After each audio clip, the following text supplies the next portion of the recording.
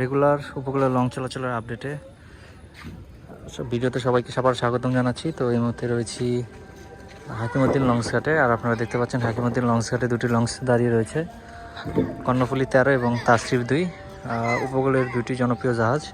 এবং আপনারা জানেন যে কর্ণফুলী 13 বেশ গতির জন্য বেশ জনপ্রিয়, এবং ভিআইপি যে বেফটা সেটা হচ্ছে একমাত্র কর্ণফুলী লঞ্চেই রয়েছে। উপকূল হোক বা ভোলার যে কোনো রুট, কর্ণফুলী লঞ্চ সর্বদা হচ্ছে ভিআইপি দিকটা দেখে।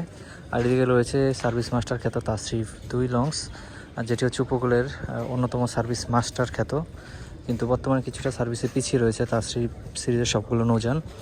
এখন যাচ্ছি হচ্ছে হাকিমউদ্দিন লঞ্চ টার্মিনালে। তো এখান থেকে হচ্ছে ক্লোজলি দেখাবো যে কী কী লঞ্চ আসলে এখানে আছে এবং কোনটা কয়টায় ছাড়বে। তো সর্বপ্রথম চলে আসি কর্ণফুলী 13। কর্ণফুলী 13 লঞ্চটি আজকে সন্ধ্যা 7টায় ছেড়ে যাবে এই ঘাট থেকে, এবং তাসরিফ সার্ভে হচ্ছে 6টা 30 মিনিটে। সো আপনারা দুটি লঞ্চে রয়েছে, আপনারা দেখতে পারেন যে কোনটা লঞ্চ হচ্ছে কখন সার্ভে এবং কোনটা আপনাদের পছন্দের। সো আপনারা সেই জাহাজে করে ভ্রমণ করতে পারবেন।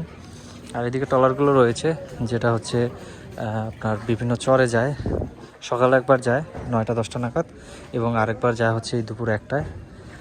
তো এই ছিল মোটামুটি হাকিমউদ্দিন লঞ্চ ঘাটের আজকের এই বড়িয়া আবহাওয়ার আপডেট। সো সবাইকে আবারও ধন্যবাদ জানাচ্ছি ভিডিও দেখার জন্য। Thank you.